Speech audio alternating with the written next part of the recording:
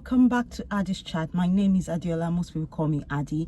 It's not a Friday, but I'm going to do a quick video today just because I saw something last night that was interesting and it was quite a shock to me, so I thought I'll do a video. I have a video of the video I want to talk about. It's about this immigration kind of crisis, really, and this Nigerian guy that has gone to do an interview with BBC, telling them why. I suppose it's his own opinion, but he has actually put something out there which is not entirely correct, telling them that students just use the student visa as a route to get in, and then they never leave. Anyway, also. The media as well in UK has put it out there that 1/5 of the student visa that was issued last year was issued to Nigerian students. I think that's why they were having this interview with this guy. Anyway, I'll play what he said, and I'm going to try and put it somewhere here so that you can see it, really, if you haven't seen it. So I'm just playing it now. Videos, a guide on how to get a student visa to come to the UK. Because there's new information regarding the student route to the UK. Last year, 1/5 of international student visas were issued to Nigerians. 120,000 people in total, half of them students, half their dependents. But MD believes many are actually coming not for a new qualification, so much as a new life. So the student thing is not really, it's not like they need the degrees. They need the degree as an access route to come into the country. So a lot of these people get their priorities shifted real fast. So it's really about getting into the UK. Exactly. It's not about getting a job. It's not really about the education. Nigerians have a word for what's going on here. Okay, I think that's enough, really. If you do a search, you don't have to do a really long search to find this video. And he said a lot of these people don't really need the degree. A lot of them is just about coming to the UK, really. Yeah, and he went on and on. But anyway, I'm going to put that, guys, I'm going to put what he said aside for a minute because a lot of people have probably addressed it. But the side I want to kind of talk about is the side of the media in UK, really. I've been privy to a few media things in the past. I've been head of media and communication somewhere, so I have worked with media before, and I know how they can rephrase.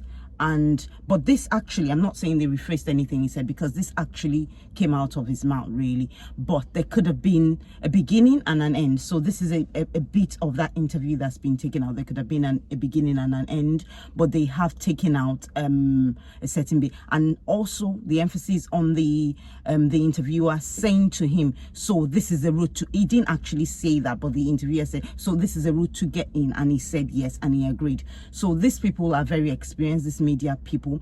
I'll give you an example of what happened to me.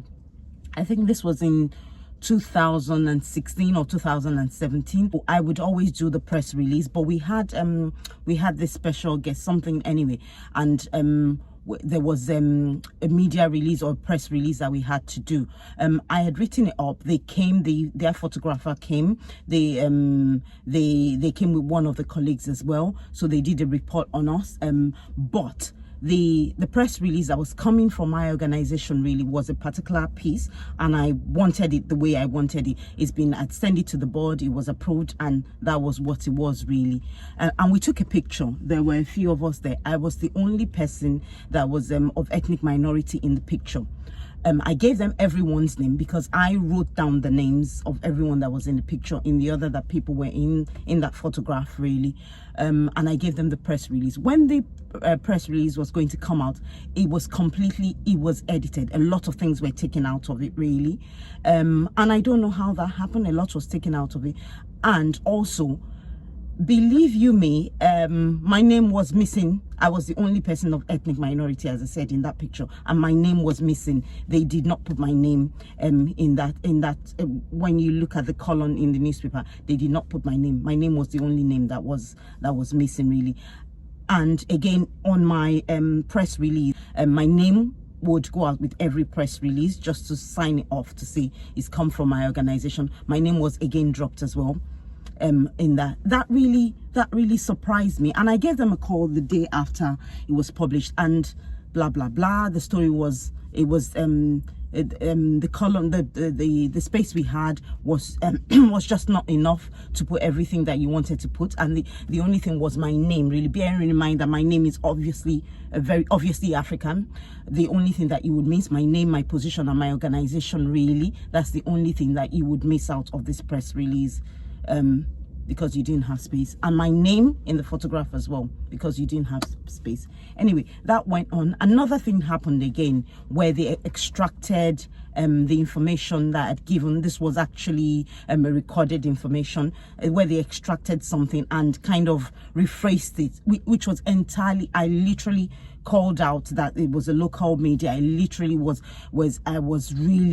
I was really fuming with that one. And my CEO, God bless him, is a really good guy, was really behind me on that one. And I was like, no, you have to take that down. Don't put that anywhere, because you kind of, this is not what I said, really.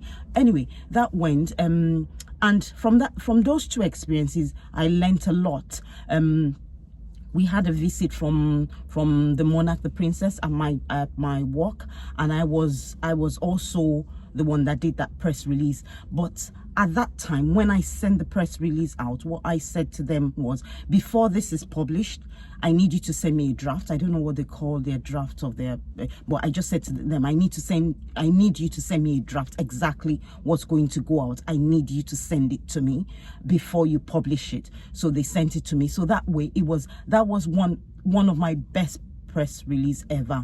It's still in the Mirror, the Sun, and some local newspaper around Essex County and Hertfordshire. My best ever, because nothing was taken out of it, really. Nothing was quoted out of context. Nothing was said that I didn't say, really, and I signed it off. But it just goes to show, anyway, what I'm trying to say is that ever since I've had those two experiences, I have always asked any media person to show me what they're going to publish before they publish it out, before they send it out. They would show me what it was. So that's, again, you learn from experience. So maybe this guy, maybe that's what happened to him, but I don't know. Again, coming back to the media, the way they are following on with this news, or they have listed all the three top countries that have come in with student visa, the three top countries where people have coming from. They have listed all these countries, and they're telling people how many people have come from those countries.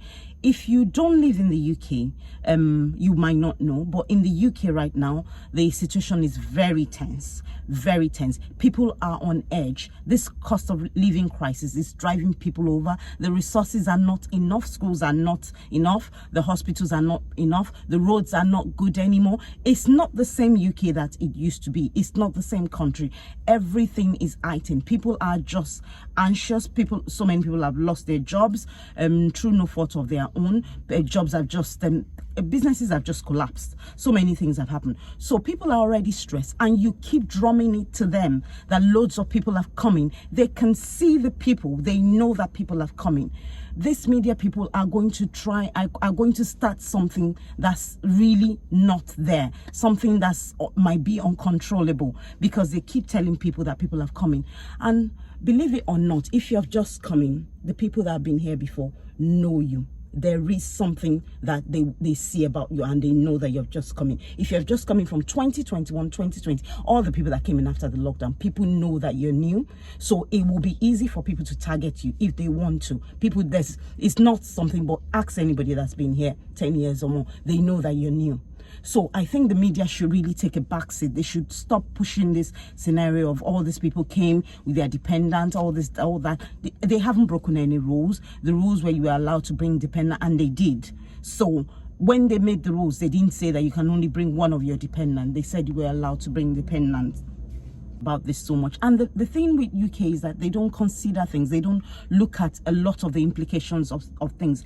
If this policy was actually put out by people who have thought things through, what they would have done is they would have put a cap on it. There would have been a maximum number that we want in. There would have been stricter criterias, which I'm telling you, if you came in after the lockdown, believe it or not. There were no in. It was just a tick box exercise, really. You had this, you had that. That's how you came in. So there was nothing strict. You came in because it was just open. It was free for all, honestly.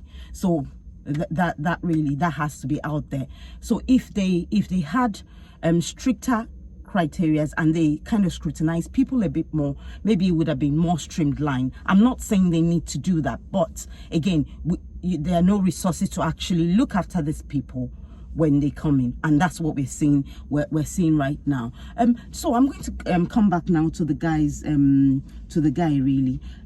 I've also found another video that which I might put up here, of the guy recently coming to the country. So I don't know what year he came in, but he came in after the lockdown.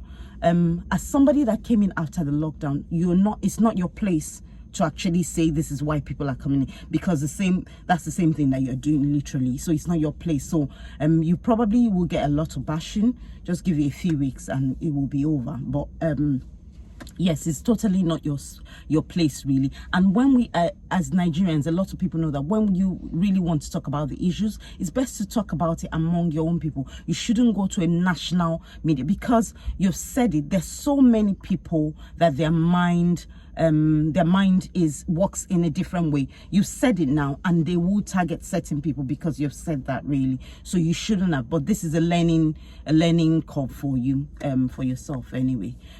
Yes, but one thing I want you to remember, the person that's done the video and a lot of people that have just come in after the lockdown, it's not that I'm being awful to you, but these same people that made the policies that brought you in can make a policy that will take you out, or a bottleneck where you will not be able to stay. So bear that in mind, and it's last thing first out. So bear that in mind. Anyway, have a good day, everyone. That's my rant really. So there's going to be a video dropping on Friday, and I'm going to try and put this out today. Have a good day, everyone. Enjoy. Bye. God bless.